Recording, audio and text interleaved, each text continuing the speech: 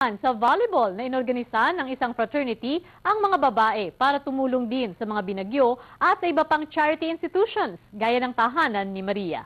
Yan ang balitang Middle East ni Zaria Alamada.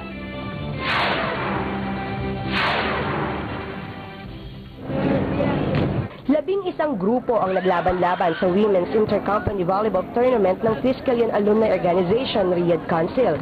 Ang tao ng palaro na ito ay may beneficiaries na tatanggap sa nakalap nilang pondo at nitong taon nga, maliban sa tahanan ni Maria, ay ninais nilang bigyan ng tulong ang mga nasalanta ng bagyong Sendong.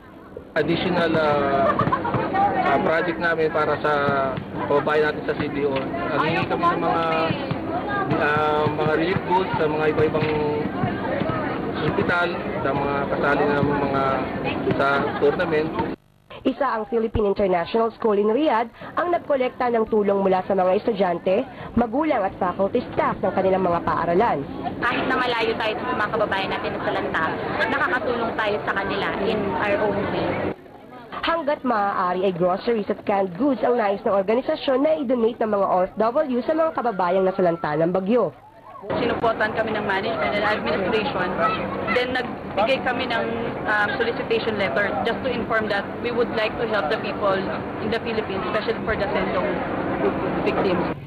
Madali daw nilang maiabot ang donasyon sa Iligan at CDO. May kabuang 34 chapters ang grupo sa bansa kaya't hindi na problema daw ang cargo.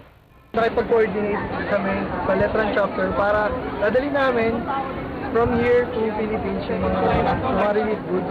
Then yung Letran chapter, they will coordinate naman dun sa mismong Iligan City and Cagayan. Not only Cagayan de Oro, pati yung Iligan. At dahil naglabas din ang embahada ng panawagan sa mga OFW sa Saudi Arabia para sa mga nais tumulong sa mga nasalanta ng bagyo, nag-anunsyo rin ang grupo sa embahada ukol sa proyektong pagtulong nila. Since kilala na nga po ang organization, so kahit hindi kami manawagan, magbibigay na sila. Kami ang kauna-unahan na tinatawagan kapag nagbibigay sila ng any kind.